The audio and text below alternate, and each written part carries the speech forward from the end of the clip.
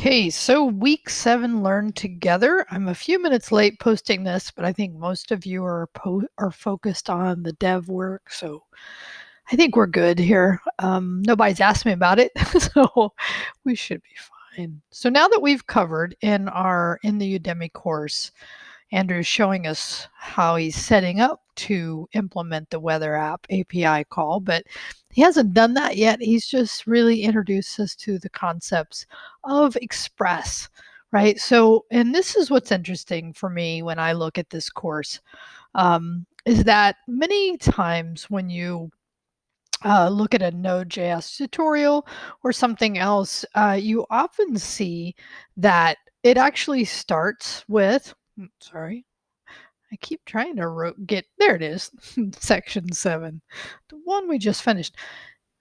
The tutorial often starts with the idea of how to set up the Express server because Express is by far the most, I don't know, I'll say common is probably true, but there's a better way to express it. But the most used framework for Node to be able to do things like we're seeing, serve up your HTML, respond back for JSON, static assets, all the things that you learned during this section. So, what I want you to do is really take this idea, right? And then in your public, basically recreate this for our email app idea that we've been developing. And I'll show you my output in a minute, but I want you to make sure you're using, right? You have to install HBS for handlebars. You have to set up, I jumped over this, but set up a new folder. I called mine Express Email App.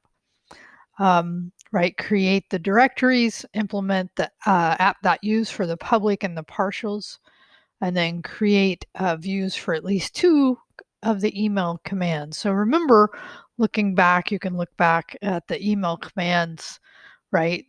We each did a little differently, but I mean, it'd be easy to implement at least 2 commands. Now, in this case, we're actually not going to call the implement the email yet. We're just really building the server and building a user interface. That's really what I want you to do. And then style your output, right? Handle the 404. I am going to add what I had added last week. Like, the idea is that you attempt this on your own. If you can't do it, you can look at my or somebody else's example code. If you do look at somebody else's code, just be honest. And then also add something to it. Add something to it. So here's my output for this work. Okay. Now, all you have to do to show that you did it is actually take a print screen and then, do what we've done before where you upload it into GitHub. We have a place for that and then just embed it. Now, what I'm going to do is when I grade your work, I'm actually, because at this point now, because of the development 0, I will have your code local. I'll just pull your code and run the server and see the output. But this is just mine. So like my home, in this case is where I would send, and then I have an inbox. Now again, these are what we'll see actual function next section. All I want you to do this section is just build this idea of the web page, but you're also creating the back end, the server side, doing it through partials, understanding how the public works. The one thing I don't have here, and I will put this in here, is actually an image.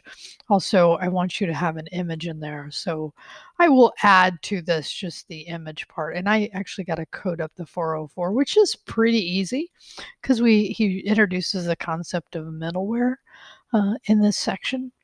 So, give this a shot, try this out, see if you can recreate what we've learned over the last 2 weeks.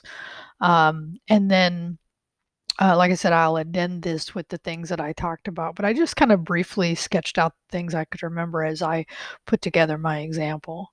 And then part 2 is write feedback on the code review or what you feel you learned from the time you focused on the work. So I'm more convinced than ever about the importance of code reviews after my experience this week. So I'm curious of your experience, and I know that every student has a varying experience of this idea of somebody looking at your code, talking to you about your code. It's just such a foundational piece. So I'm curious, like, if you have feedback about the code review, or if maybe what you feel like, were you able to extend your knowledge base by doing this work? Okay. All right. So we move on.